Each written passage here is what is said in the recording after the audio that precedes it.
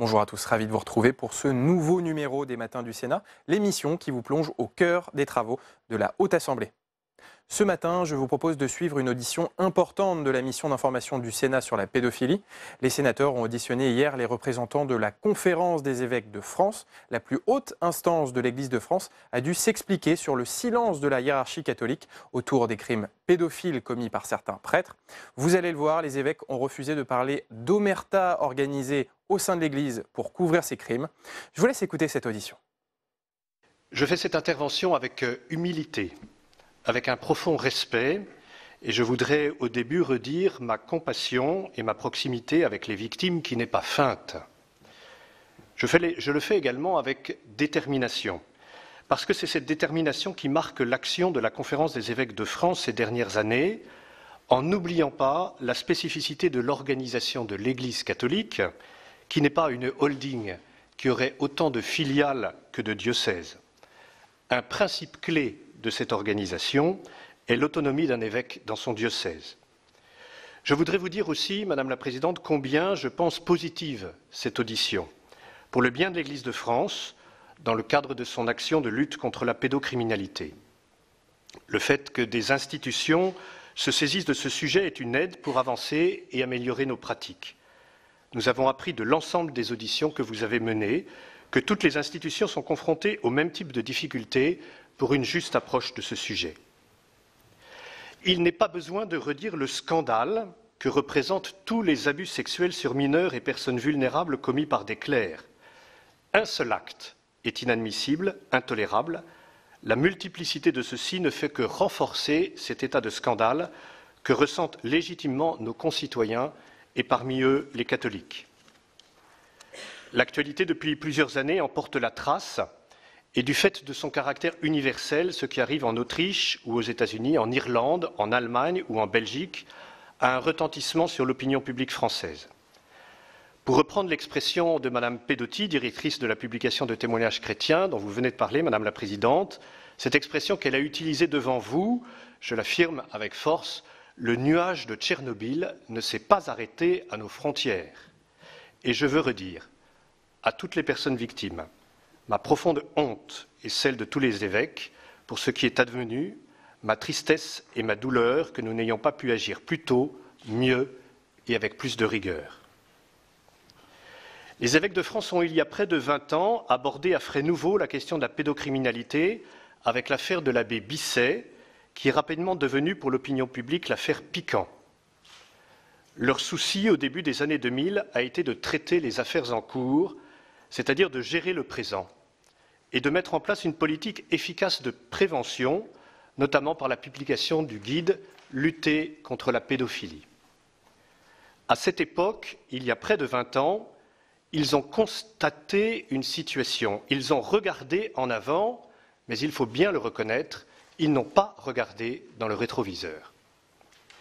Comment expliquer qu'il n'ait pas eu alors conscience des centaines de victimes qui avaient été abusées dans les années 50, qui s'étaient tues depuis les années 50, qui s'étaient tues faute de pouvoir parler ou de porter plainte, dont l'entourage n'avait rien dit et dont les auteurs n'avaient pas été sanctionnés, si ce n'est parfois par un transfert dans un autre lieu. Sans doute justement parce qu'ils n'avaient pas rencontré de victimes et qu'ils ne s'étaient pas rendus compte que leur souffrance, qu'elle date de 15, 25, 30 ou 40 ans, ne se prescrirait jamais, parce que l'agression subie laisse une trace indélébile dans un corps, dans une personne, dans son âme aussi, sa relation à Dieu. Sans doute également, même si c'était inconsciemment, parce qu'une logique a prévalu sur une autre, celle de la protection d'une institution dont on ne pouvait imaginer qu'elle puisse, même de façon extrêmement minoritaire, receler en son sein des criminels, plutôt que celle de l'accueil, de l'écoute, de l'accompagnement et du soin à apporter aux personnes victimes. Mais permettez-moi de réfuter le mot d'omerta que l'on invoque parfois pour parler des latitudes des responsables de l'Église dans le traitement de ces affaires. Il n'y a pas eu de système généralisé et organisé d'omerta, et ce, en raison même de l'organisation de l'Église qui fait que chaque évêque est le responsable de ce qui se passe dans son diocèse. S'il n'y a pas eu d'omerta, il y a eu cependant dans une première phase une surdité, un aveuglement devant la souffrance parfois inexprimée des victimes. Il y a eu un déni, l'impossibilité d'admettre et de croire que de tels faits puissent se produire au sein du clergé. C'était incroyable et impensable. Il y a eu une espèce de sidération, de pétrification qui a pu générer le délit. Cette logique, cette culture de surdité et d'aveuglement ont petit à petit changé. Je puis en témoigner. Un élément important a été la révélation des faits reprochés à l'abbé Prénat à Lyon. L'action courageuse, tenace, difficile pour nous aussi, pourquoi le cacher, des victimes, bientôt réunies dans l'association La Parole Libérée, le travail déterminé des journalistes et des enquêteurs a heureusement contribué à faire céder cette attitude. Après l'Assemblée des évêques, ils se réunissent 2 fois par an à Lourdes, en mars 2016, où le cardinal Barbarin a été au centre de l'attention des médias, le Conseil permanent de la Conférence des évêques, qui en est l'organe exécutif entre 2 assemblées, a décidé des mesures fortes. La priorité est donnée à l'écoute et à l'accueil des personnes victimes, avec la mise en place de dispositifs d'écoute et d'accueil dans les diocèses ou entre plusieurs diocèses, afin que toute personne victime puisse avoir quelqu'un à qui s'adresser. Il y a aujourd'hui 70 cellules de ce type, parfois interdiocèses. Certains diocèses ont préféré que ce soit l'évêque directement qui accueille les victimes en présence d'un témoin. Entre 2000 et 2016, soit en 6 ans, 222 personnes s'étaient manifestées aux évêques. Entre 2007 et 2018, soit 2 ans, 211. Signe que la parole se délie. Nous avons ensuite affirmé notre désir d'une coopération pleine et entière avec la justice de notre pays. Un évêque qui a connaissance d'un acte pédocriminel a l'obligation de vérifier que la justice est saisie, soit par la victime ou sa famille, soit par l'auteur qui se dénonce, soit par un signalement qu'il effectue lui-même au procureur de la République. Dans la pratique, aujourd'hui, l'évêque fait de plus en plus lui-même un signalement qui peut donc venir en complément des démarches entreprises par la victime ou sa famille ou l'auteur présumé. Entre 2010 et 2016, 137 signalements ont été effectués. Entre 2017 et 2018, 75.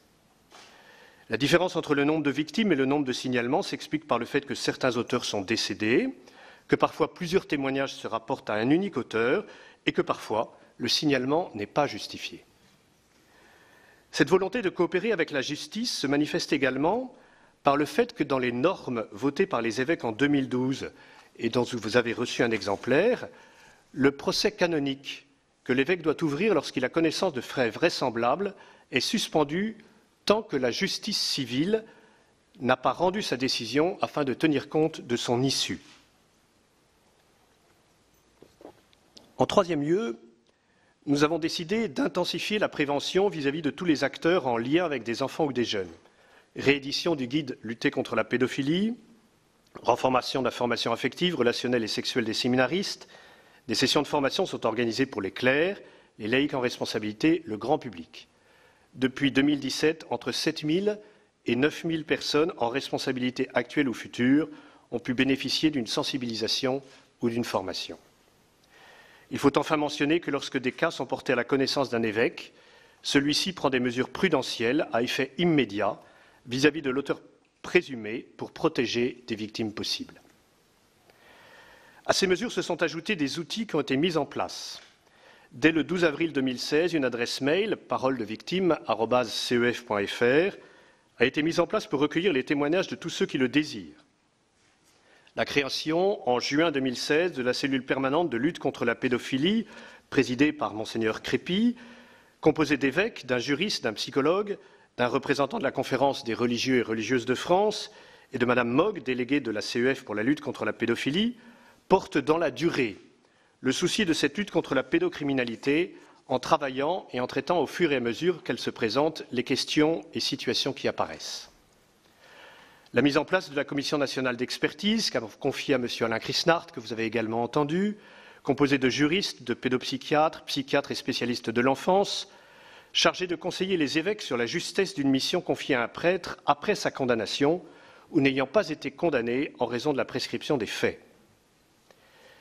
Il y a ensuite la création d'un site internet, Lutter contre la pédophilie, rappelant les procédures à suivre pour un responsable religieux averti d'un cas de pédophilie et permettant aux victimes, grâce à une carte interactive, d'adresser leur témoignage à l'évêque du diocèse concerné.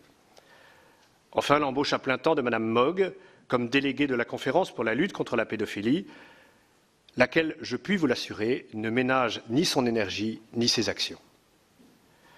Parallèlement, au cours de l'année et de façon régulière sont organisées des réunions d'échange de bonnes pratiques pour les référents diocésains ou pour les membres des cellules d'écoute, de formation également, avec le programme établi par le Centre de protection des mineurs de l'Université grégorienne à Rome, très alerté sur ce sujet.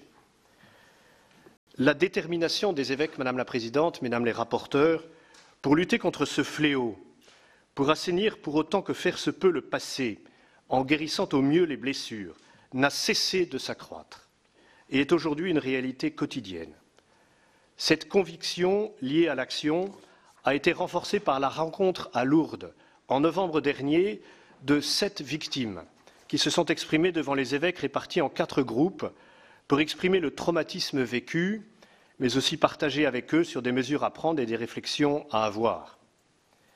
Il s'est agi d'une véritable rencontre qui a permis aux évêques qui n'avaient pas encore eu l'occasion de rencontrer des victimes, parce qu'aucune ne s'était présentée dans son diocèse, de mesurer ce que pouvait être la vie des personnes victimes après de tels abus. Au cours de cette dernière assemblée, de nouvelles mesures ont été décidées. La création d'une commission indépendante chargée de faire la lumière sur les abus sexuels commis sur les mineurs et personnes vulnérables depuis les années 50 jusqu'à maintenant, d'étudier la manière dont ont été traitées ces affaires en tenant compte des contextes des époques, d'évaluer les mesures prises par la CEF et la COREF, la Conférence des religieux et religieuses de France, depuis les années 2000 pour faire les préconisations nécessaires. La présidence, vous le savez, en a été confiée à M. Jean-Marc Sauvé, vice-président honoraire du Conseil d'État. Il doit rendre un rapport public. Il a rendu publique la composition de sa commission il y a quelques jours. Par ailleurs, 4 dimensions d'un même processus de réparation font l'objet de différents groupes de travail associant des évêques avec des juristes, des psychologues et psychiatres en lien avec des personnes victimes. La prise en compte de l'aspect mémoriel pour qu'on n'oublie jamais le drame vécu par les personnes victimes en recueillant leurs témoignages et en les rassemblant, en voyant avec elles s'il y a lieu d'avoir un lieu particulier pour les conserver et un jour particulier dans l'année pour en faire mémoire. L'étude d'un geste financier, d'un versement d'une somme d'argent, pour aider à la restauration des personnes victimes. Nous mesurons combien la dimension financière a une part importante symbolique dans la reconnaissance de l'état de victime et la réparation des personnes. L'intensification de la politique de prévention par la création, si besoin, de nouveaux outils. Enfin, le suivi et l'accompagnement des auteurs ou personnes mises en cause, au besoin au sein de structures adaptées. Toutes ces mesures sont nécessaires. Nous savons que le chantier qui nous attend est encore devant nous, mais nous avons également à tenir compte de la nécessité d'éviter une dénonciation abusive ou calomnieuse, de respecter la présomption d'innocence et les droits de la défense, afin d'éviter des abus inverses qui peuvent aussi conduire à des situations dramatiques. À titre d'exemple, il y a en cours une procédure pour dénonciation calomnieuse vis-à-vis d'un clerc déclenchée par un parquet. Cette lutte contre la pédocriminalité est l'affaire de l'ensemble des fidèles, pas seulement des évêques. Le pape François nous y incite dans la lettre au peuple de Dieu qu'il a écrite le 20 août dernier. Le pape évoque dans cette lettre le cléricalisme comme source de ces abus, c'est-à-dire cet usage tordu de l'autorité qui fait qu'on acquiert un pouvoir toxique et une emprise sur l'autre. C'est dans une juste articulation entre les responsabilités confiées aux laïcs et celles confiées aux clercs, dans une confiance renforcée, que nous pourrons continuer d'avancer. Mesdames les rapporteurs, vous nous avez également interrogés sur le secret de la confession. Permettez-moi de dire 3 choses à ce sujet. En premier lieu, le secret de la confession est un secret professionnel. Il obéit aux règles du droit applicables à de tels secrets, comme celui du médecin ou de l'avocat. En deuxième lieu, je voudrais que nous ne nous leurrions pas sur le fait que des prêtres abuseurs iraient confesser leurs crimes, encore moins à leur évêque, puisqu'un évêque n'a pas le droit de confesser ses prêtres. Il y a là une espèce de fantasme qui ne correspond pas à la réalité. Ce n'est pas ce qui se passe en pratique. Enfin, je voudrais souligner que paradoxalement, ce secret de la confession est une chance, parce qu'il permet à des personnes, quasiment jamais des auteurs, comme je viens de le souligner, mais des victimes ou des proches, de s'exprimer en toute sécurité et sérénité. Bien souvent, nous sommes en présence de victimes qui ne veulent pas porter plainte. La confession permet d'entamer un dialogue, un chemin avec la personne, qui lui permettent d'aller parler à d'autres en dehors du secret de la confession. Je pense à des enfants qui peuvent exprimer certaines choses en confession. Il est possible de demander de reparler de ce sujet en dehors de la confession et d'avoir donc d'autres possibilités d'action. La confession est parfois le seul lieu possible de révélation de faits de violence sexuelle et le confesseur qui reçoit ce secret ne reste pas sans rien faire.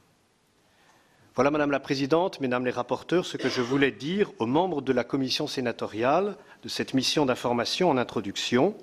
Je ne sais s'il y a suffisamment de temps, mais peut-être que Madame Mogg, si vous le souhaitez, évoquera le travail au quotidien qu'elle fait comme déléguée de la lutte contre la pédophilie et que Monseigneur Crépy pourra répondre aux questions qui n'ont pas encore été abordées. Non, merci Monseigneur. Non, je pense que Madame Mogg, vous pouvez nous parler de votre mission et Monseigneur Crépy complétera ensuite avant qu'on puisse échanger avec l'ensemble des sénatrices et sénateurs ici présents.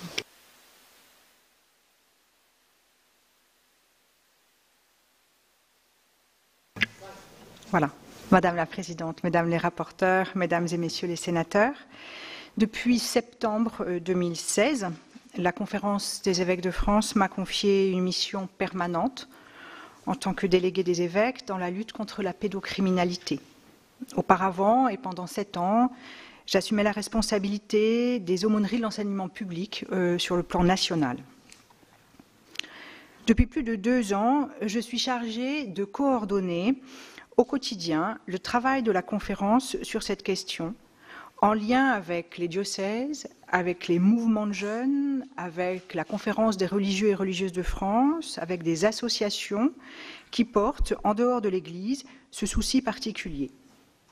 Une part importante de ma mission consiste à accompagner au quotidien les évêques de façon individuelle dans les démarches et actions que suscite la réception de témoignages de personnes victimes ou d'éléments préoccupants. Je distinguerai 2 types de situations en fonction de l'âge de la personne victime au moment où l'information nous parvient. Il y a les situations qui concernent des personnes victimes mineures au moment des faits dénoncés, mais devenues adultes au moment où l'information nous parvient. C'est la plus grande majorité des cas que j'ai à accompagner. Souvent, les faits révélés pour la première fois sont des faits très anciens, ce qui ne retire rien à la gravité de l'acte commis et à ses terribles conséquences. D'autres situations concernent des victimes encore mineures au moment de la transmission de l'information.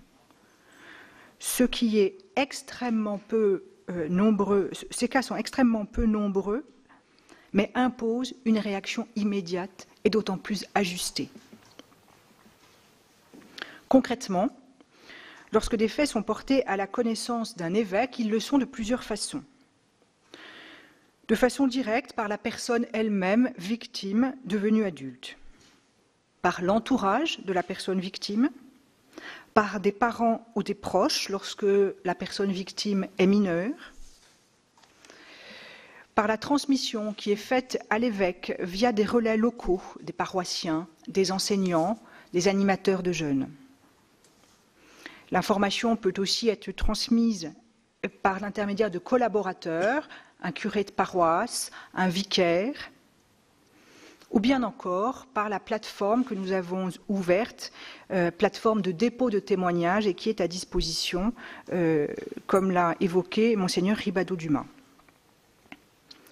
Il arrive aussi, et c'est le cas sur quelques affaires récentes, que l'évêque soit informé par les autorités judiciaires au moment, par exemple, de la convocation d'une personne mise en cause ou au moment de sa garde à vue.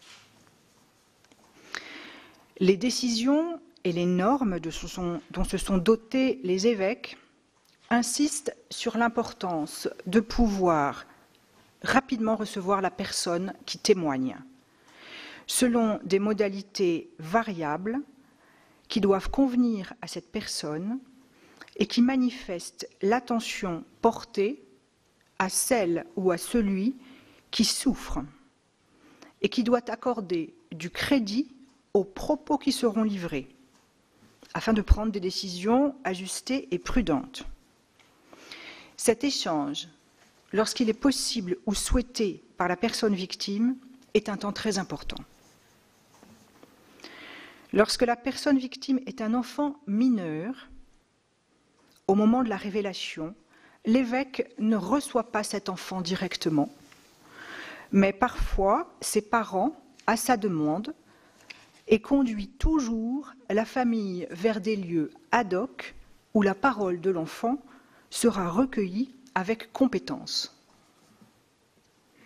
Il est demandé par le procureur de cesser alors toute relation avec la famille d'une personne victime dès lors que l'enquête a commencé, ce qui se comprend très bien du point de vue de la justice, mais peut provoquer des incompréhensions et des reproches d'abandon de la part des familles qui attendent de l'Église un soutien aussi dans leur démarche.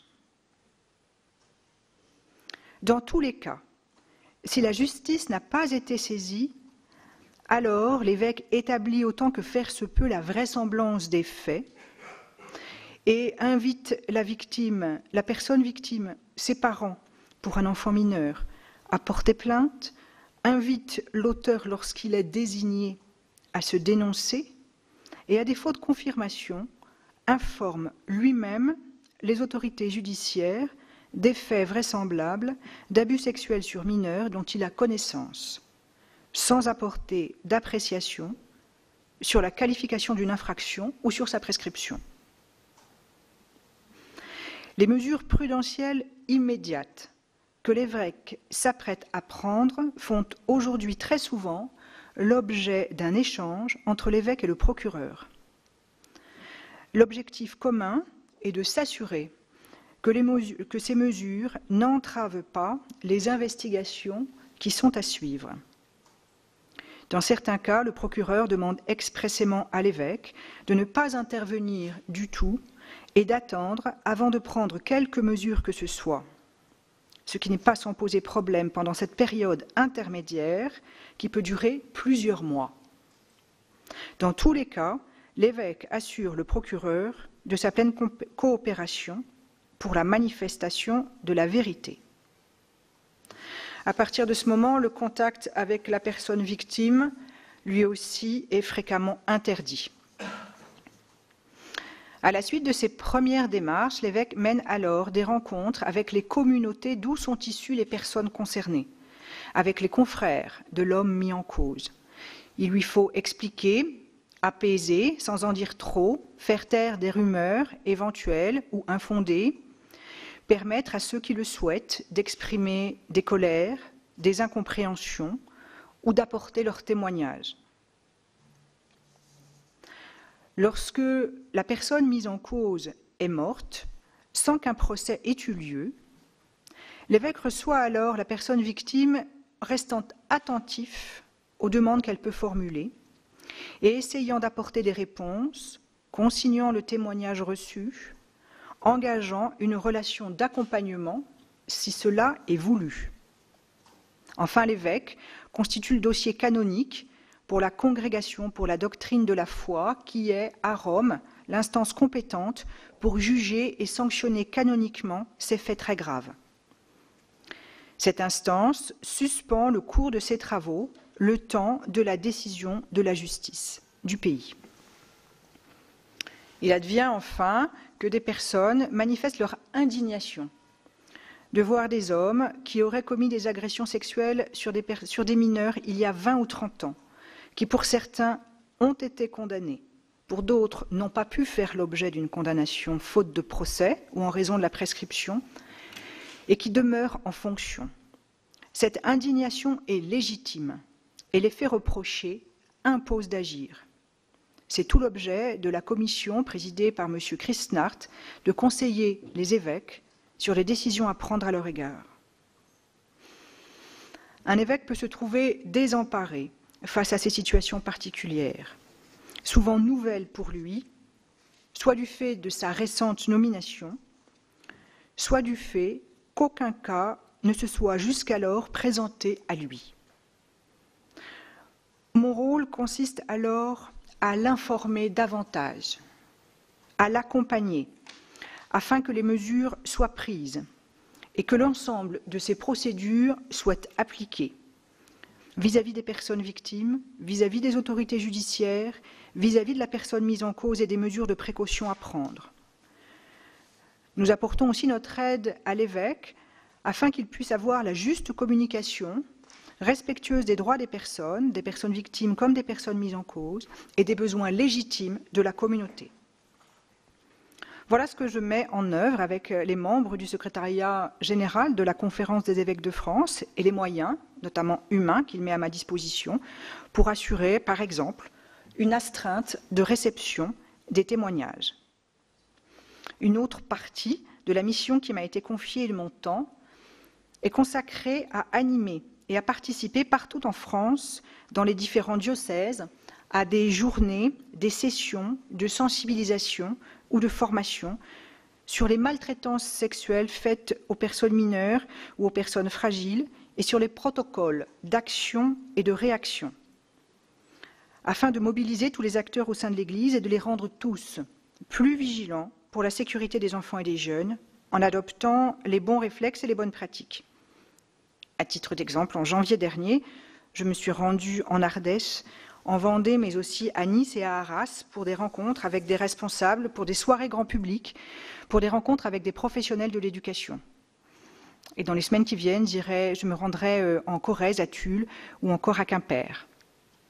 Depuis ma prise de fonction, je peux témoigner de très nombreuses actions entreprises par la Conférence des évêques de France et les diocèses. Mais force est de constater qu'il nous reste beaucoup à entreprendre, de la prévention à la juste prise en considération de la situation des personnes victimes, en lien avec d'autres institutions et dans un engagement permanent. Je vous remercie de votre attention. Merci Madame. Monseigneur Crépy pour... Merci beaucoup. Madame la Présidente, Mesdames les rapporteurs, Mesdames et Messieurs les sénateurs, je vous remercie de me donner la parole et je voudrais, pour terminer, intervenir sur 3 questions qui ont été posées par les rapporteurs. La première question touche sur la place que tient la prévention des violences sexuelles dans le recrutement et la formation des prêtres. Dans l'Église universelle, le recrutement et la formation des futurs prêtres font l'objet de normes précises. Parmi celles-ci, les dimensions affectives et sexuelles des candidats constituent un élément important, étant donné les responsabilités qu'exercent les prêtres auprès de communautés et plus particulièrement auprès d'enfants et de jeunes. Ainsi, les dernières orientations fondamentales pour la formation des prêtres, promulguées en 2016, soulignent l'importance chez les candidats au sacerdoce d'une personnalité structurée et équilibrée. Et ce document mentionne de manière spécifique la prévention de la pédophilie. Et ces normes sont intégrées dans les directives de formation des prêtres de chaque pays. Dans les séminaires français, la formation globale pour les futurs prêtres s'effectue sur 7 années, au minimum. Et tout au long de ces années sont mis en œuvre des parcours de formation traitant de la structuration psychosexuelle de la personne, de la construction de la personne, des dimensions relationnelles et affectives dans l'exercice du sacerdoce, de la connaissance de soi et bien sûr une réflexion en morale sexuelle. La prévention des violences sexuelles s'intègre donc dans l'ensemble de ce parcours. Par ailleurs, le regard et la vigilance des formateurs, tant au quotidien que dans les stages sur le terrain avec des enfants et des jeunes, participent au discernement des fragilités, des inaptitudes, voire des déviances, qui conduisent à interrompre définitivement la formation des candidats. Dans les séminaires, depuis 2017, en complément de ce que je viens de décrire, sont aussi organisées des interventions plus spécifiques concernant les abus sexuels sur mineurs, de façon à accentuer toujours davantage la formation à ce sujet. Ces formations sont assurées par des personnes expertes qui traitent des différents aspects de cette question à partir de l'actualité, de films, de reportages, et en se confrontant à des témoignages de personnes victimes et en faisant prendre conscience de la gravité des actes commis. Et pris en compte aussi l'angle juridique avec l'articulation entre le droit civil pénal français et le droit canonique. Sont analysés aussi les rapports nouveaux qu'induit cette crise très grave entre les familles, les paroissiens, les prêtres et l'évêque. Ainsi, loin d'être tabou, la prise en compte dans la formation des prêtres des diverses dimensions de la sexualité dans la personnalité humaine, mais aussi de toutes les violences qu'elle peut engendrer par l'exercice d'un cléricalisme ou d'un abus d'autorité, est aujourd'hui partie intégrante des mesures de prévention que prend l'Église dans la formation des futurs prêtres dans sa lutte contre les abus sexuels. La deuxième question auquel je voudrais répondre, qui nous a été posée, c'est comment l'expérience de certaines églises étrangères peut-elle inspirer l'Église de France en ce qui concerne la prévention et le traitement des violences sexuelles sur mineurs. Notons d'abord qu'au niveau de l'ensemble de l'Église, plusieurs instances à Rome travaillent sur les actions menées dans différents pays. Actions menées pour la prévention, pour le traitement des violences sexuelles sur mineurs. Et ce travail permet un partage d'expériences quant à la mise en œuvre de nouvelles mesures ou de protocoles dans la lutte contre les abus sexuels dans l'Église. La prochaine rencontre à Rome, convoquée par le pape en février 2009, dans quelques jours, des évêques du monde entier s'inscrit dans cette perspective. Il s'agit bien de ne pas s'en tenir à des actions locales, mais d'œuvrer à tous les niveaux de l'Église, en collaboration avec les épiscopats de tous les pays. Alors plus localement, au niveau français, l'expérience des églises en Belgique, en Allemagne, en Suisse et en Autriche nous ont donné des éléments intéressants. Ces pays et ces églises ont une expérience plus ancienne que la nôtre sur le sujet, et ce dialogue est utile pour envisager les solutions les plus adaptées au contexte français, en particulier dans notre réflexion actuelle, par exemple pour la mise en œuvre d'un processus de soutien financier auprès des personnes victimes. En matière d'accompagnement des prêtres, auteurs de délits et de crimes sexuels, des contacts ont été pris récemment avec le Canada, qui a mis en place des structures d'accueil et de suivi. Toutes ces rencontres contribuent, pour nous en France, à l'élaboration de projets similaires. Donc, comme vous le voyez, cette collaboration entre églises permet vraiment le partage de meilleures pratiques et, je dirais, la diffusion d'une véritable culture de protection des mineurs dans l'Église. Enfin, dernière question, et je terminerai par là. Le pape François organise donc à Rome, du 21 au 24 février 2019, un sommet sur la protection des mineurs, auquel seront convoqués les présidents de conférences épiscopales et supérieurs d'ordre religieux. Comment la conférence des évêques de France compte-t-elle contribuer à cette réflexion ? La dimension universelle de l'Église catholique est le retentissement international du scandale, des agressions et des violences sexuelles commises par des clercs à l'encontre d'enfants et de jeunes, rendent nécessaire, indispensable, la collaboration entre les églises locales. Et c'est dans cet esprit que le pape François réunit dans une dizaine de jours tous les présidents des conférences épiscopales du monde. Ainsi, Monseigneur Georges Pontier, archevêque de Marseille et président de la Conférence des évêques de France, se rendra à Rome pour cette rencontre importante voulue par le pape. Préalablement, les organisateurs ont consulté les participants avec un questionnaire qui permet la collecte d'informations, de documentation, pour permettre une étude plus approfondie de la situation au niveau mondial. Et bien sûr, pour susciter de nouvelles mesures. Ainsi, nous avons déjà envoyé à Rome un dossier donnant l'ensemble des actions et des mesures qui ont été prises en France par l'Église dans la lutte et la prévention contre les abus sexuels.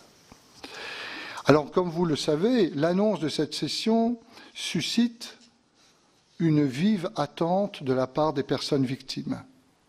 Ainsi, Monseigneur Pontier se rendra à Rome après avoir rencontré spécifiquement, dans la perspective de cette session, des personnes victimes. La rencontre, d'ailleurs, a lieu actuellement. Ces personnes victimes lui ont remis un rapport afin de contribuer elles-mêmes au débat à venir, rappelant les drames vécus par elles, mais aussi énonçant un certain nombre de propositions pour réformer les pratiques au sein de l'Église. Ces propositions touchent le droit pénal canonique, les modalités de réparation, de prévention, de formation initiale et permanente des prêtres et des religieux, la dimension spirituelle. Cette rencontre est donc un événement inédit qui doit marquer une étape cruciale dans la lutte contre toutes les violences sexuelles faites aux enfants et aux personnes vulnérables par des clercs. L'Église, maison sûre, voulue par le pape François, suppose d'engager un changement de culture profond pour garantir la tolérance zéro face aux violences sexuelles. Et comme il l'annonçait dans la lettre au peuple de Dieu le 20 août dernier, il s'agit vraiment de faire évoluer les usages et les pratiques, y compris dans le registre canonique et pastoral. Pour l'Église en France, comme dans tous les autres pays, les mesures et les initiatives qui seront décidées lors de cette rencontre constitueront une nouvelle étape dans le travail de lutte et de prévention que nous menons et que nous mènerons. Je vous remercie de votre attention. Merci. Je vais passer la parole au rapporteur. Concernant le point que vous avez évoqué sur les victimes qui sont actuellement entendues pour préparer ce qui va avoir lieu à Rome prochainement, est-ce que ce sont ces victimes qui sont au sein des associations qu'on a déjà rencontrées, Parole libérée, Parole encore libérée Ce sont les victimes que nous avons reçues à Lourdes, les 7 victimes que nous avons reçues à Lourdes, dont Olivier Savignac, que vous avez reçu, voilà, vous avez entendu Parole ici. encore libérée. Oui. D'accord, merci beaucoup. Et Parole libérée, non. Il n'y a pas, à ma connaissance, de membres de la Parole libérée, mais il y a des personnes en lien avec la Parole libérée, comme toutes les victimes sont d'ailleurs beaucoup en lien avec la Parole libérée. D'accord, merci beaucoup. Madame Verrien. Merci Madame la Présidente. Alors j'ai 2 questions. La première, c'est...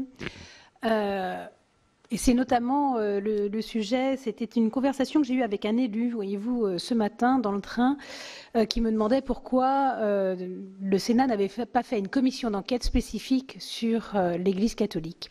Et donc j'expliquais les raisons qui avaient poussé à cette mission d'information. Et en fait, et c'est là ma question, ne pensez-vous pas que vous êtes finalement un peu la cause de cette façon dont vous êtes particulièrement ciblée, puisque m'a-t-il dit, si encore il ne nous donnait pas en permanence des leçons sur ce que nous devons faire de notre vie sexuelle, peut-être qu'on serait moins tenté de parler de la leur.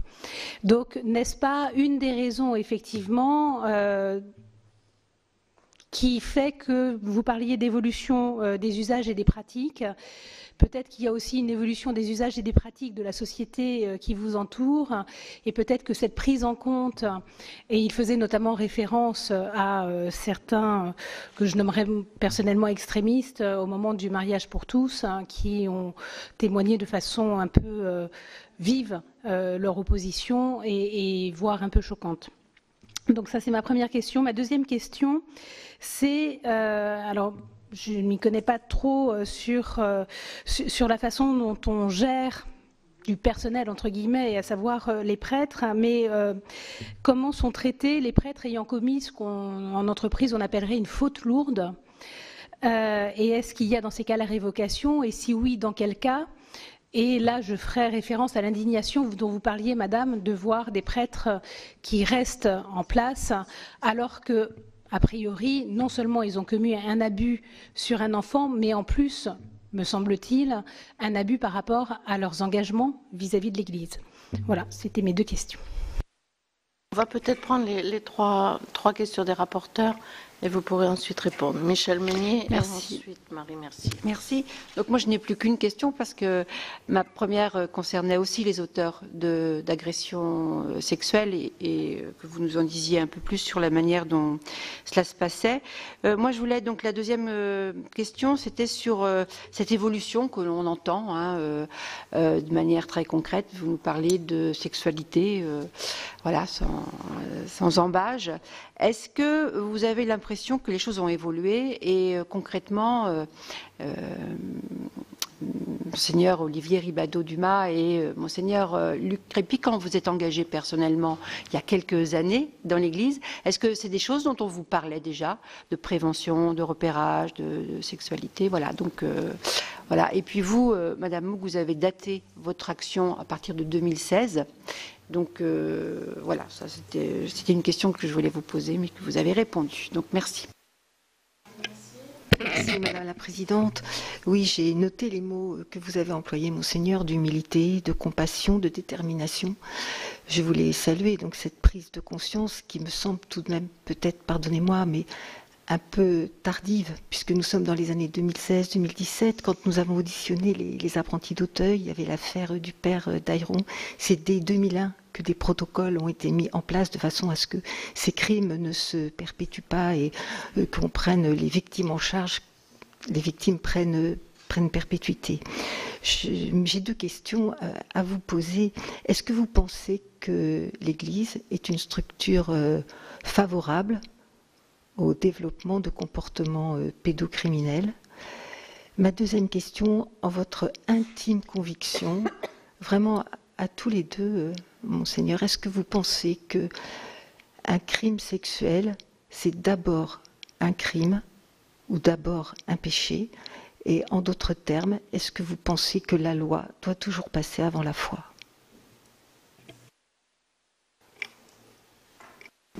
Je vous remercie beaucoup pour ces questions, mesdames les rapporteurs. Je commencerai par la dernière, si vous permettez, madame Mercier.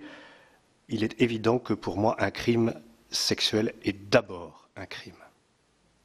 Et c'est d'abord à la justice qu'il convient que l'auteur puisse répondre. La question de son lien avec Dieu est intime, mais c'est avant tout un crime.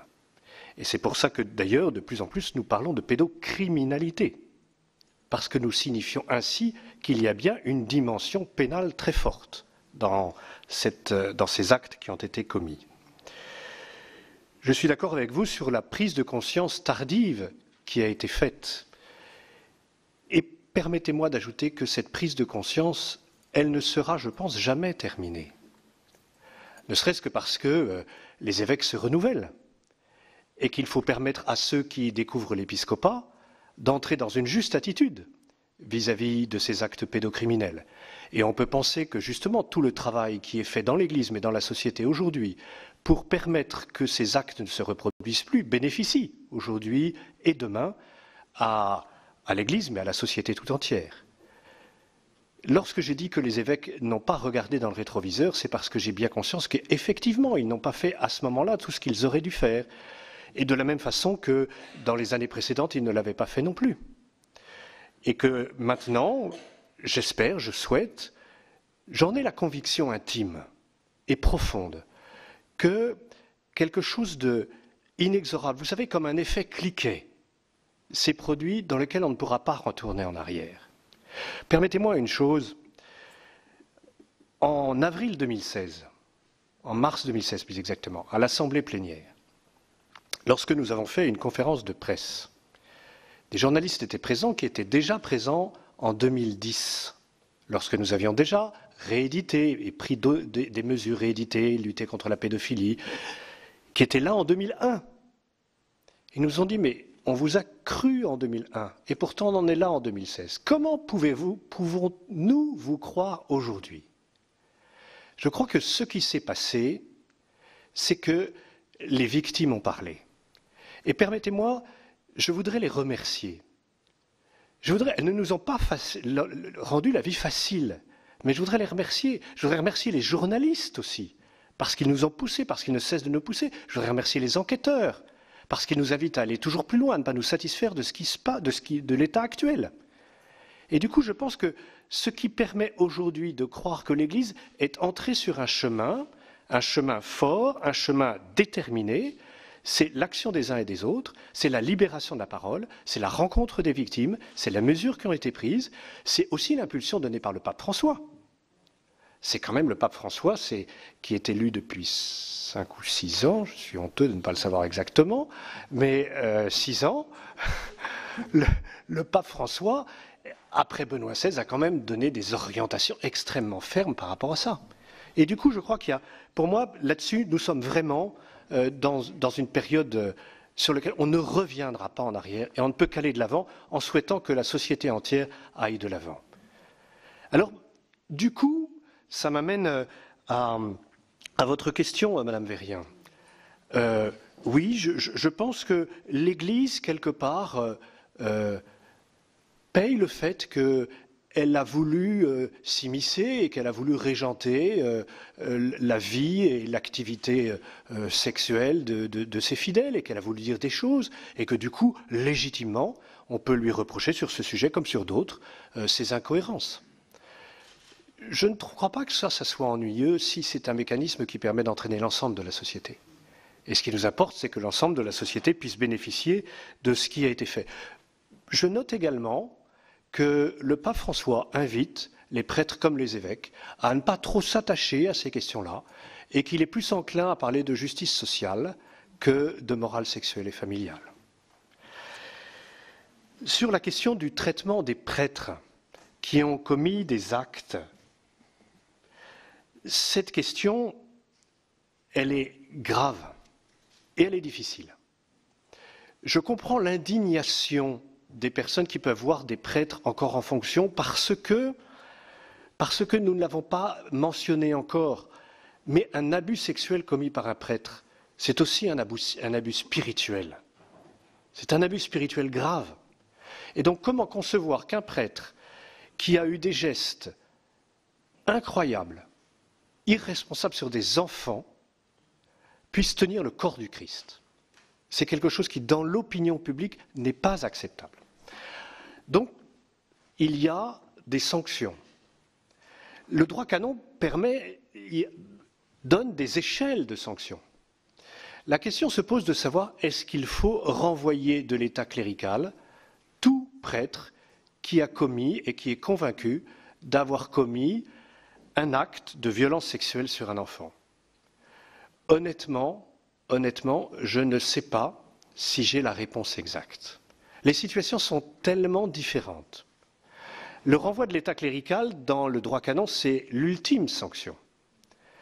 Nous savons bien que dans le droit pénal français, on ne condamne pas à la réclusion criminelle à perpétuité toute personne.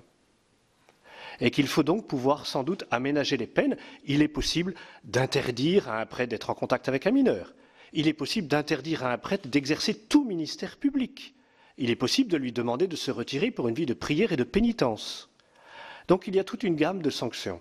Ce que je peux vous assurer, c'est qu'aujourd'hui, tout évêque est invité à adresser son dossier à la Congrégation pour la doctrine de la foi, qui doit prendre, en lien avec l'évêque, les mesures nécessaires et la sanction canonique pour ce prêtre qui a déjà reçu une sanction sur le plan pénal lorsqu'elle a pu être rendue.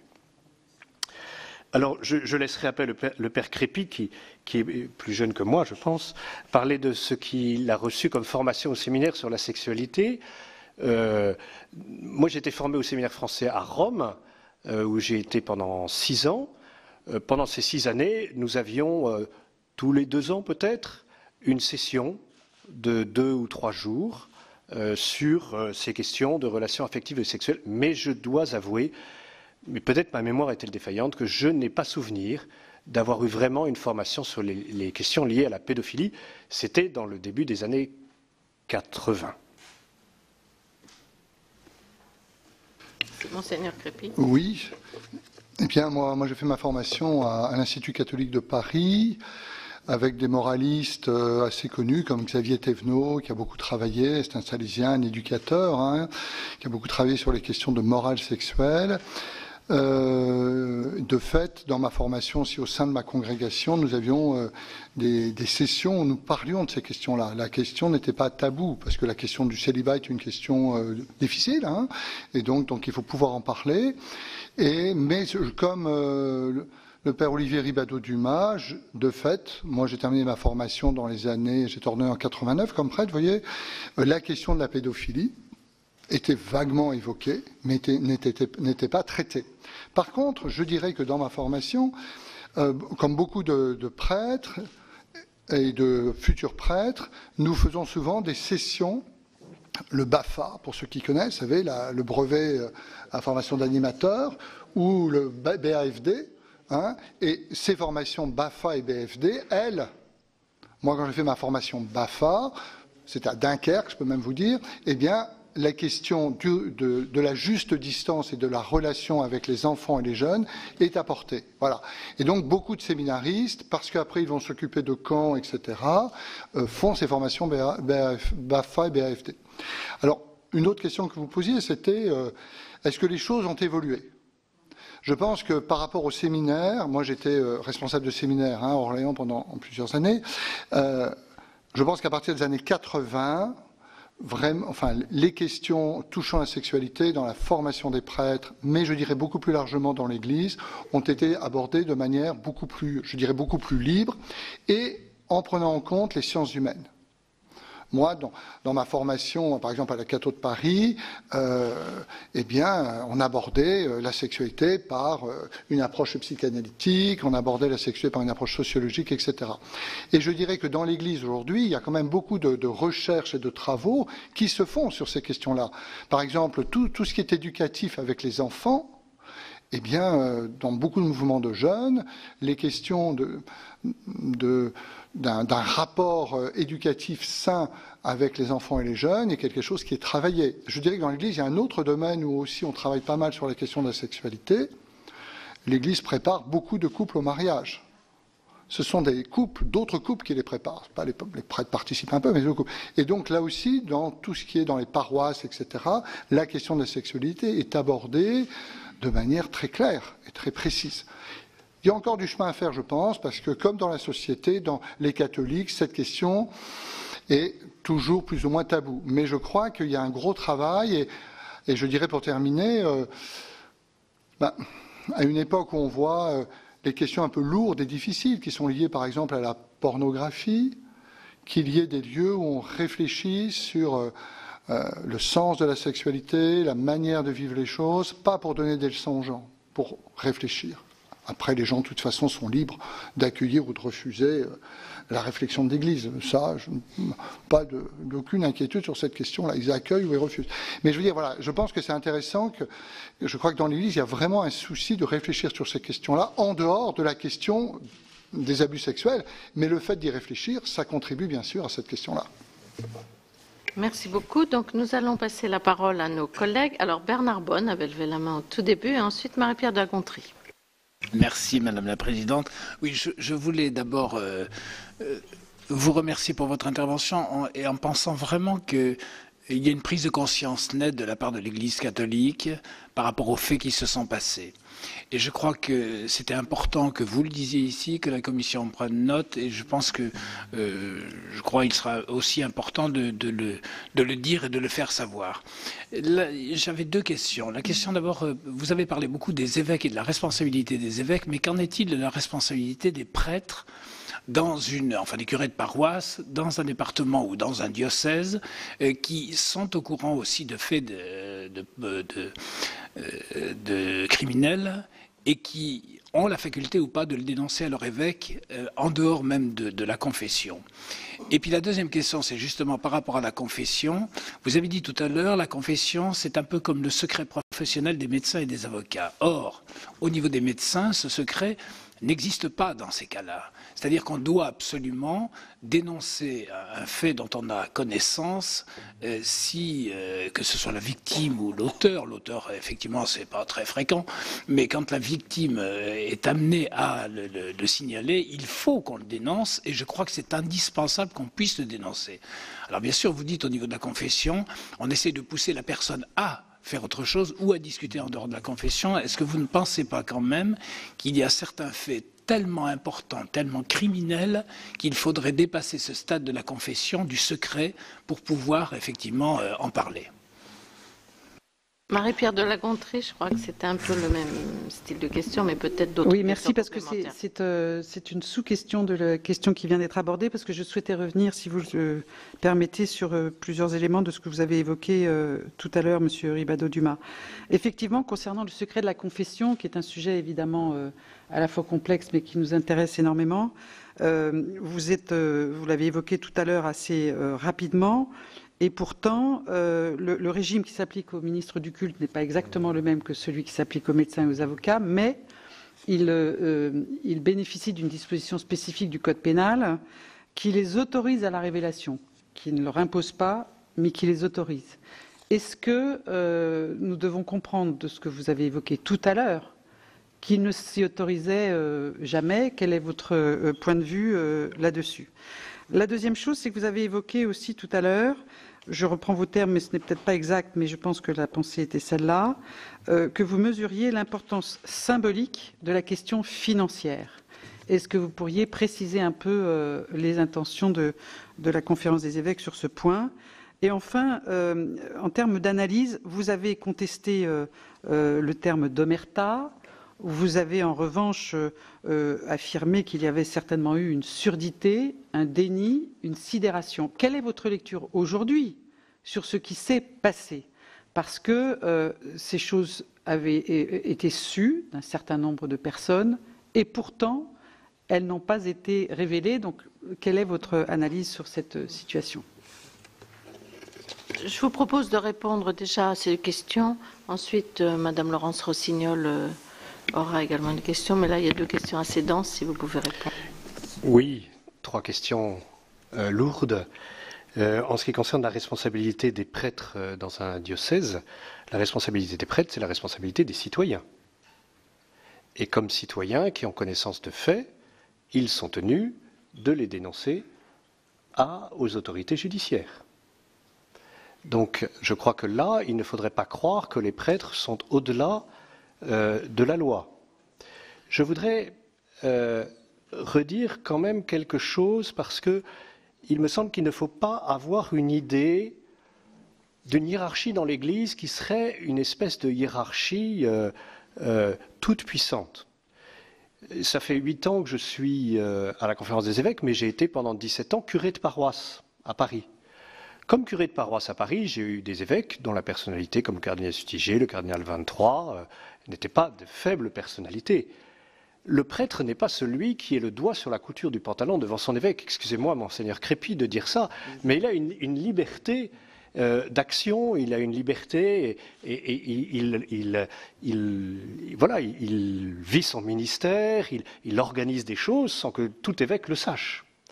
Donc je crois que le prêtre doit signaler aux instances judiciaires ce qu'il a, sauf secret, bien entendu, sur lequel je voudrais revenir maintenant. Sur le secret de la confession, si je dis qu'il y a un secret professionnel, c'est parce que, voilà, je crois que il y a un principe qui est le principe de dénonciation, dans lequel il y a une exception qui est celle du secret professionnel, dans lequel il y a encore une exception qui est la faculté de révélation et qui, à ce moment-là, la personne n'est pas poursuivie pour violation du secret professionnel. Il faut donc faire la différence pour nous entre le secret de la confession et ce qui est de l'ordre de ce que l'on a appris par ailleurs. Dans ce que le prêtre a appris, il y a une faculté qui lui est donnée, c'est l'option de conscience qui est ouverte aux autres aussi, faculté qui lui est donnée de dire ou de ne pas dire ce qu'il a appris et qui est couvert par le secret. En ce qui concerne le secret de la confession, je redis, me semble-t-il, que le cas est extrêmement marginal et que, il me semble que dans votre enceinte, le docteur Bonnet avait dit que 0,1% des personnes se dénonçaient elles-mêmes et que vous imaginez que parmi elles, celles qui se confessent, pardon, des victimes, oui, et des auteurs.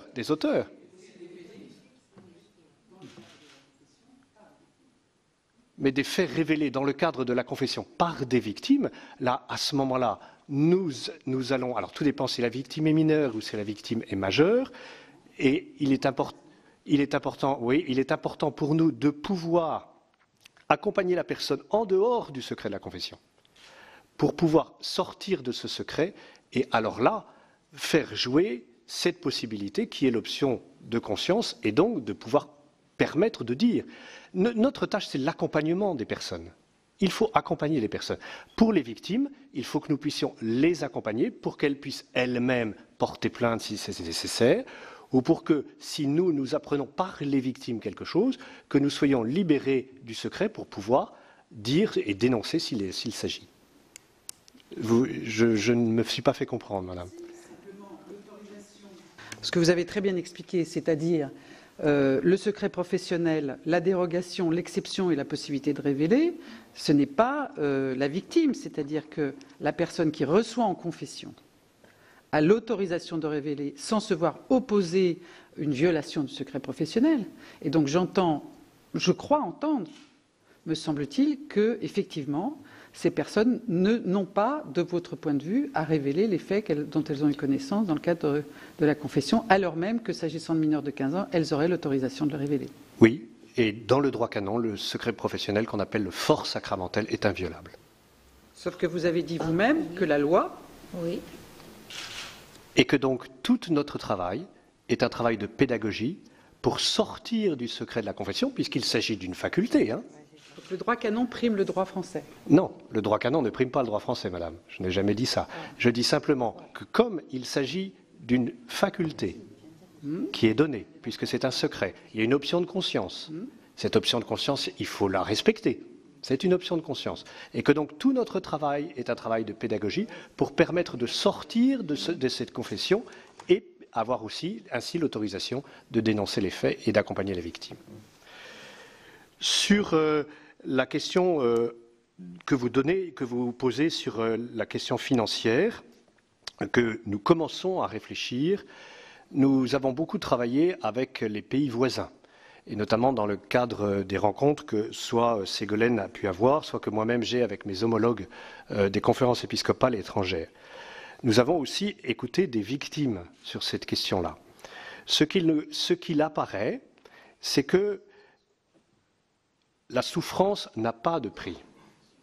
La souffrance n'a pas de prix.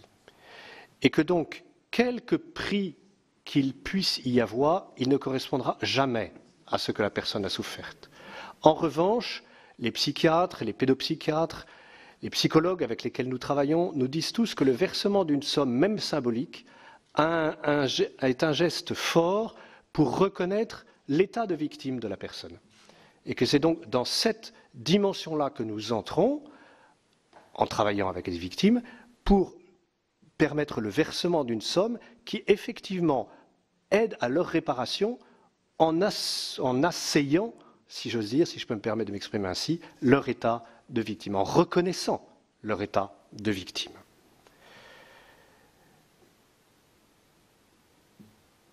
Voilà, je ne sais pas s'il y a... Ah, sur l'analyse de l'omerta,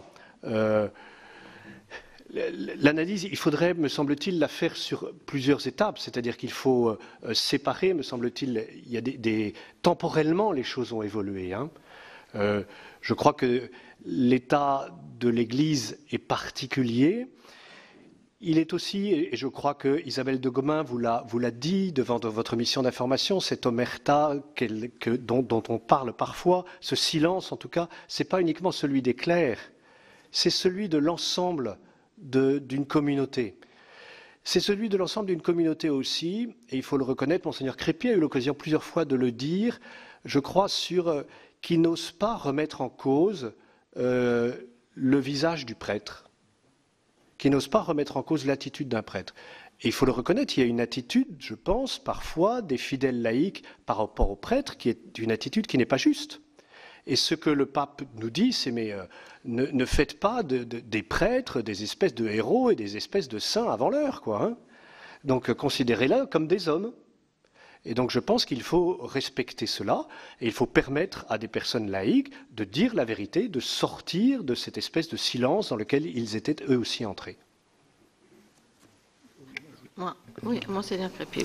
Oui, sur l'omerta, je pense qu'il y a plusieurs facteurs qui contribuent à cette omerta dont vous parlez.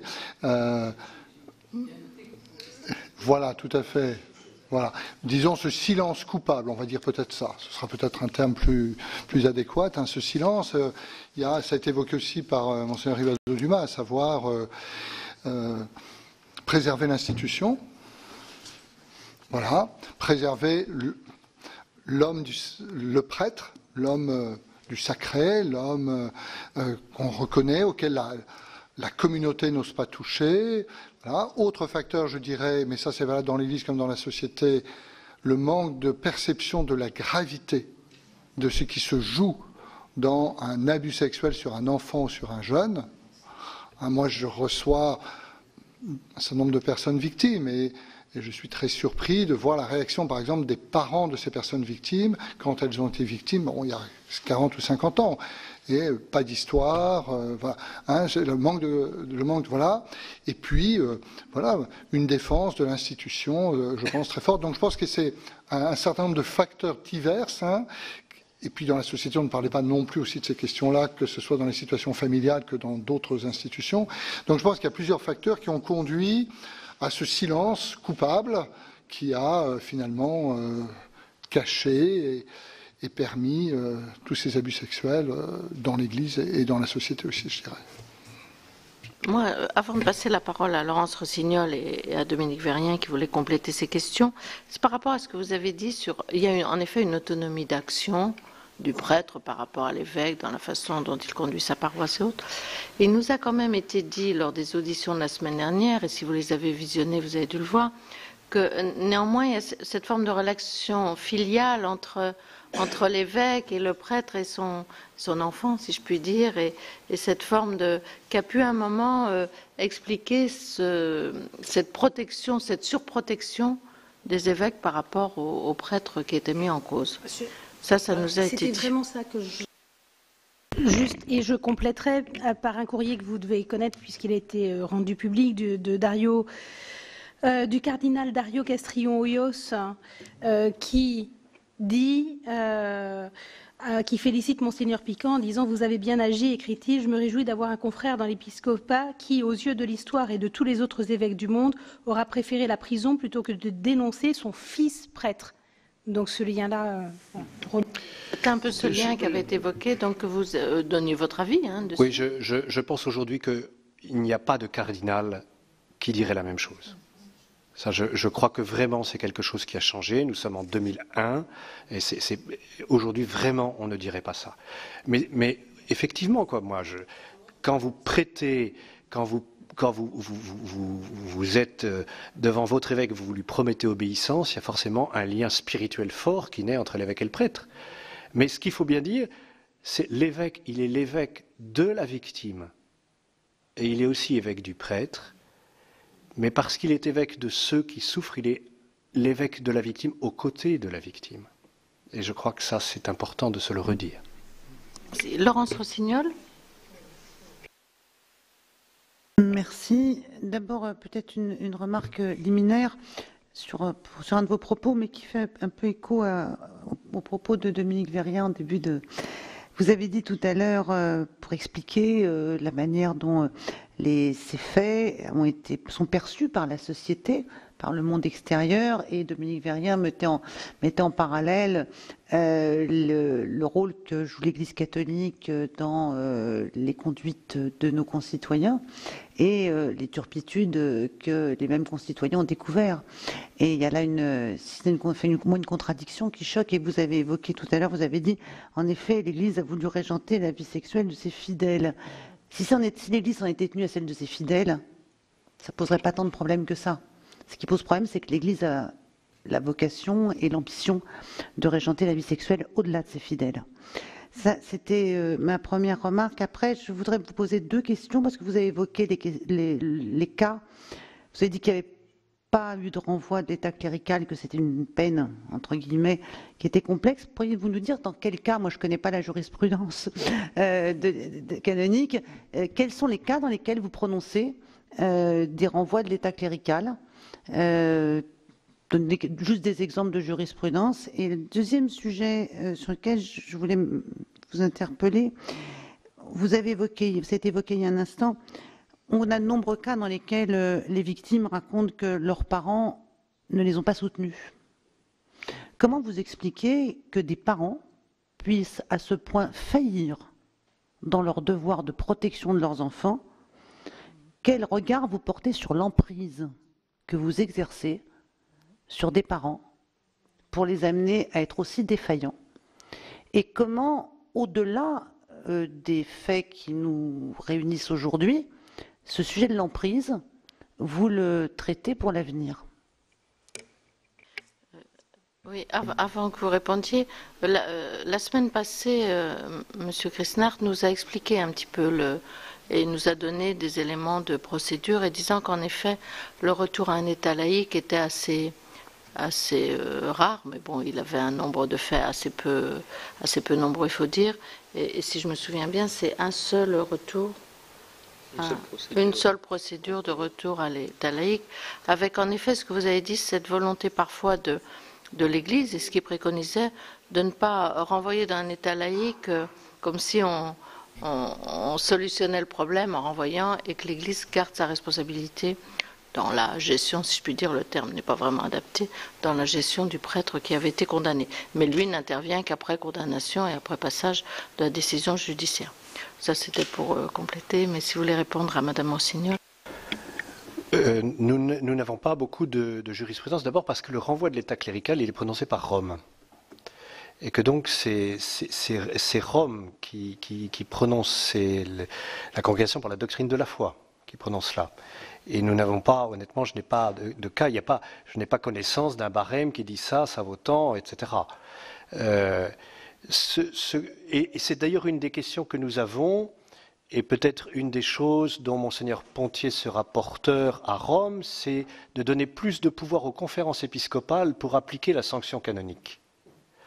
Parce que plus on est loin, plus on a des idées qui ne sont pas forcément adaptées à la réalité de la situation du pays. Donc ça, c'est quelque chose que nous voudrions peut-être voir évoluer. Et que ce renvoi de l'État clérical, il est nécessaire, il est prononçable, non seulement il faut le prononcer, il est nécessaire pour ce qui apparaît et à l'évidence le plus grave, quoi, ça c'est sûr, ça c'est certain. Voilà. En ce qui concerne les parents,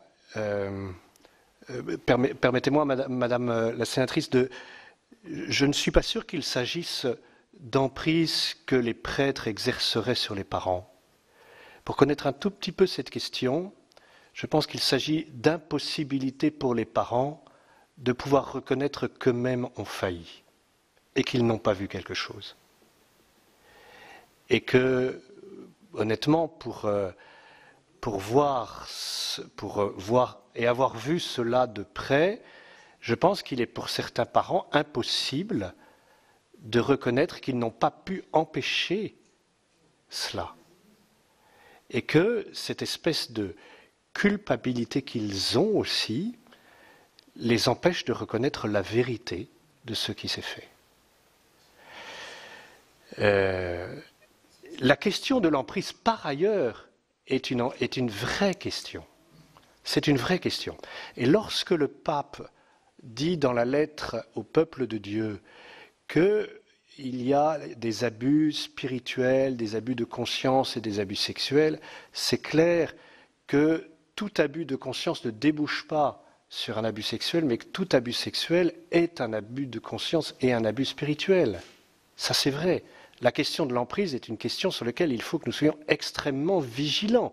Non pas simplement vigilants, mais c'est bien ce que nous disons sur le cléricalisme, ce que nous disons sur voilà, sur le côté gourou de certains prêtres et de certains clercs. C'est sûr, c'est sûr. Ce que vous dites sur les parents, ça nous a été confirmé un peu dans le milieu sportif, où une forme de mise sur un piédestal énorme l'entraîneur, le terme je cherchais, de l'entraîneur qui va emmener l'enfant à un niveau sportif dont les parents jugent qu'il a en effet une opportunité dont ils rêvent pour leur enfant, qui fait que parfois certains en effet ont eu du mal à admettre la réalité. Écoutez, s'il n'y a pas de... Ah si, Madame Gendin.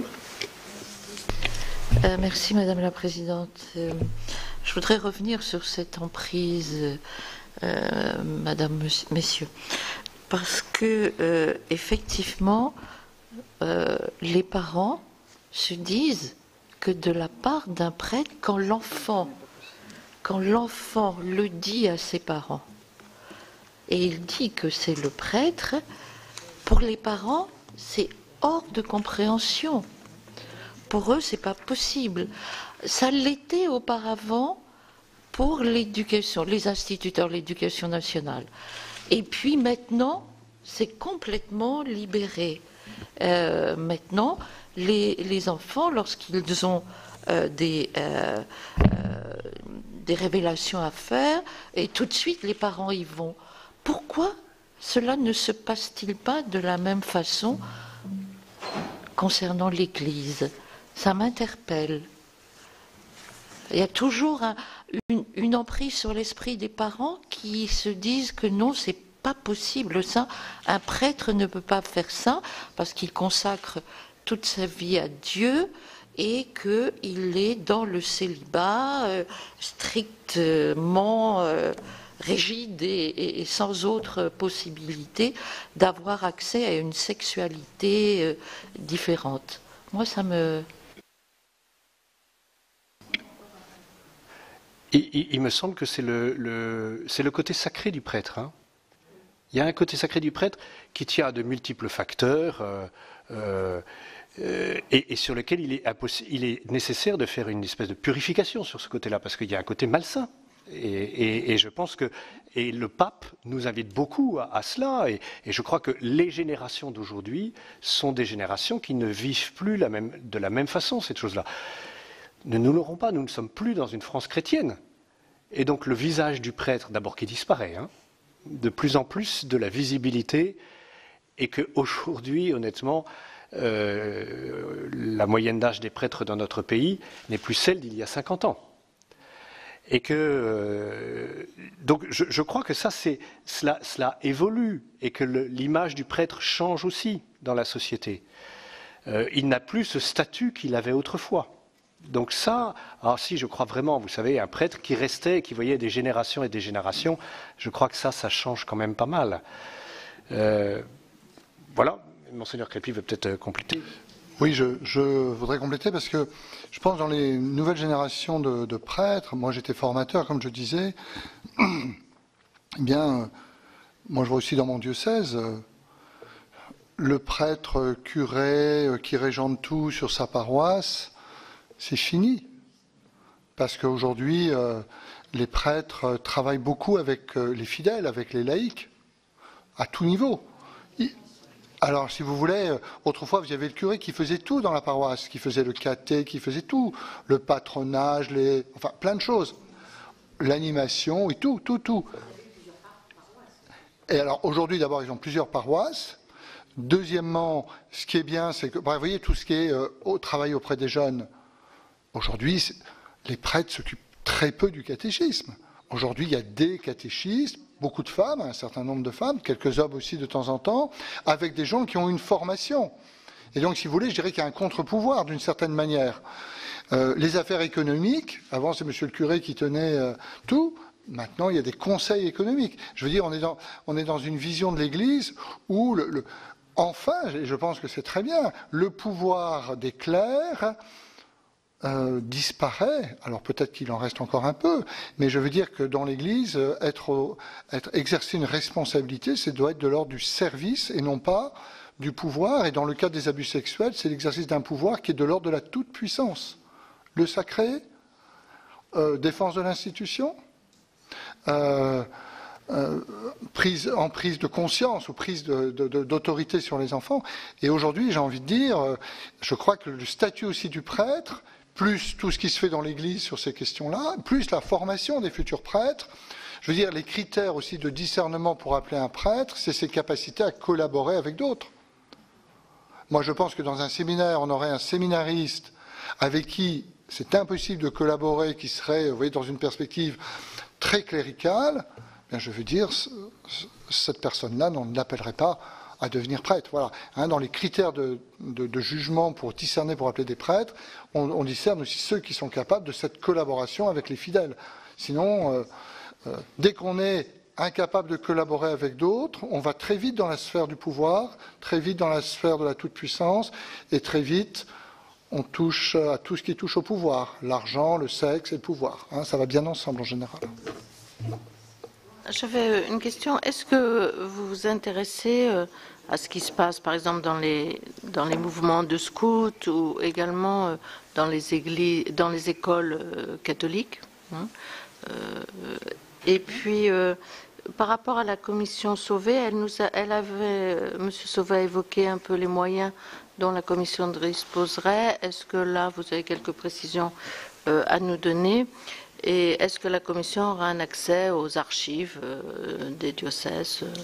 Voilà, 3 questions avant de conclure cette audition. Je vais pouvoir vous apporter quelques éclairages sur les mouvements de jeunes, par exemple, et l'enseignement catholique. Pour l'enseignement catholique, ils se sont dotés d'ouvrages de référence dont vous avez reçu copie, qui sont des repères d'une part et des protocoles d'action et de réaction d'autre part, dans une édition récente, puisqu'elle a été, elle date de l'été dernier et elle commence à être, on commence à former les acteurs à partir de ces outils. Et beaucoup de rencontres à laquelle j'ai participé étaient des rencontres des chefs d'établissement de l'enseignement catholique dans les départements. Il est intéressant de repérer que les chefs d'établissement du premier degré, c'est-à-dire les directeurs des écoles, étaient extrêmement au clair avec les questions des maltraitances faites aux enfants, en lien ordinaire de collaboration avec la protection de l'enfance locale, des interlocuteurs, des intervenants. C'était plus complexe pour les collèges et les lycées, mais on travaille par exemple à partir de mise en situation, de cas concrets, et on les aide à revoir les protocoles d'action et de réaction, à se reformer aux bonnes questions à se poser, et aux interlocuteurs locaux. On travaille avec la CRIP locale, on travaille avec les psychologues scolaires. Voilà, donc ça c'est un sujet ordinaire de la formation permanente des acteurs de l'enseignement catholique. En tout cas, moi j'en témoigne depuis 18 mois, en dehors et en plus de ce qui se fait sur la question de l'éducation affective, relationnelle et sexuelle.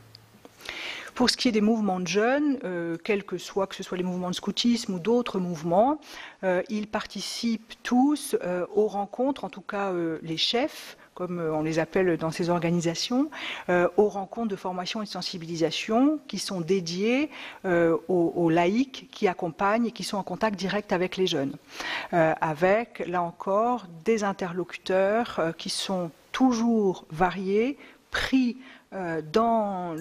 sur le territoire local, des magistrats ou d'anciens magistrats, des psychologues, des psychiatres qui interviennent, des médecins, des éducateurs, pour pouvoir mettre en perspective la formation qui est proposée et ensuite, dans les demi-journées qui suivent, modéliser pour se replonger dans l'exercice concret de la responsabilité qui est la leur. Puis bien sûr, il y a les formations auxquelles ils sont envoyés, du type BOFAB et AFD, qui intègrent ces questions de protection des mineurs.